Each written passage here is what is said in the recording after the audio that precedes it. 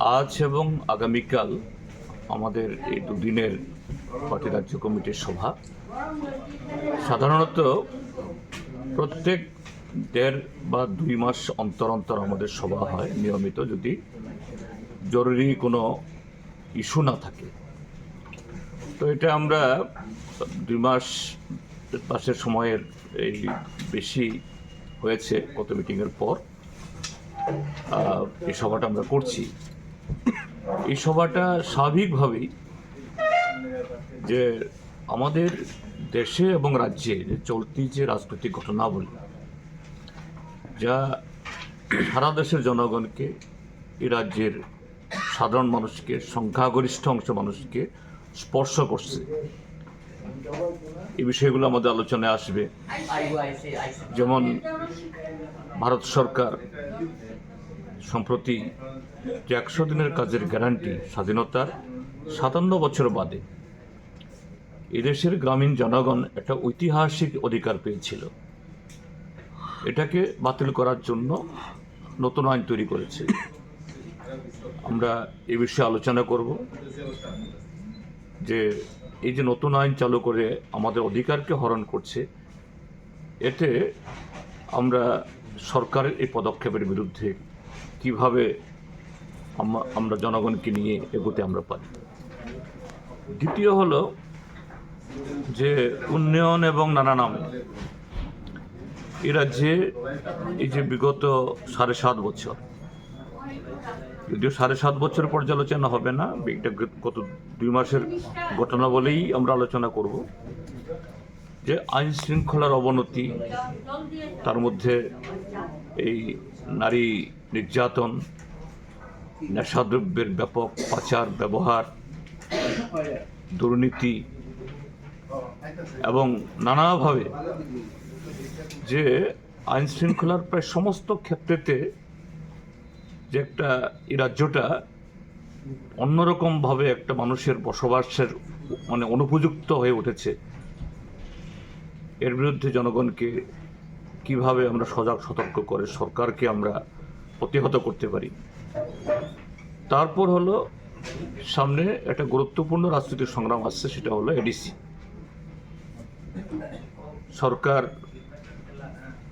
ওই ভিলেজ কমিটির মতো পারলে তো এটাও নির্বাচন না করেই বকলমে তারা ক্ষমতা ভোগ করতো, কিন্তু এটা করতে পারবে না, কেননা পার্লামেন্টের আইন তৈরির মাধ্যমে এটা হচ্ছে, কাজে আগামী মার্চ এপ্রিলে হতেই হবে।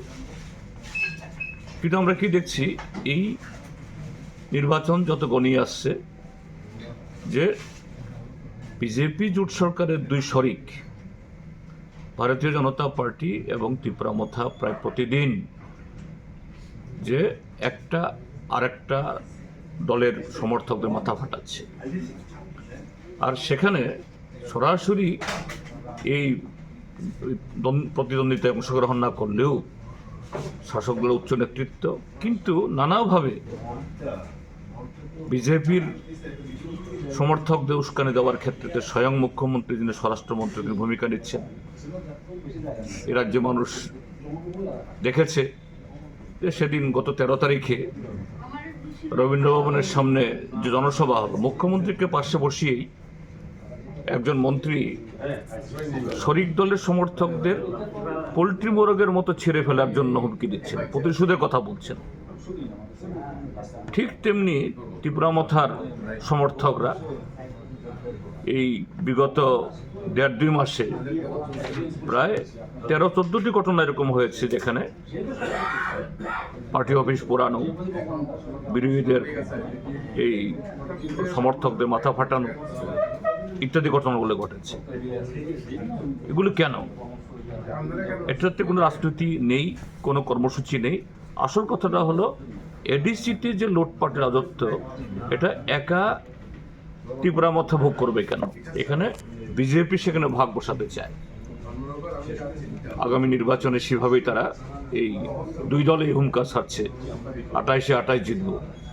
তো এই জায়গায় আমাদের পার্টি, আমরা এই নির্বাচনে আমাদের প্রস্তুতি রণনীতি কি হবে, এই সম্মেলনে আমরা আলোচনা করব। তার পাশাপাশি হলো যে প্রত্যেক বছরই আমাদের পার্টির নিয়ম অনুযায়ী আমরা আমাদের পার্টির সভ্যপদের পর্যালোচনা আমরা করে থাকি। এটা সাংগঠনিক প্রক্রিয়া। তো সে সম্পর্কেও যে সাংগঠনিক অনেক পদক্ষেপ আমরা গ্রহণ করব, তার এটাই আজ এবং আগামীকাল আমাদের আলোচনার প্রধান বিষয়, এবং এগুলো উপরে আলোচনা করার মধ্য দিয়ে আগামী দিনের কর্মসূচি আমরা গ্রহণ করব। এই হলো আমাদের এই দুদিনের আলোচনার মূল বিষয়। সভ্যপদ অভিযান কি চলবে? না, আমাদের সভ্যপদ অভিযান তো এগুলো হয় না।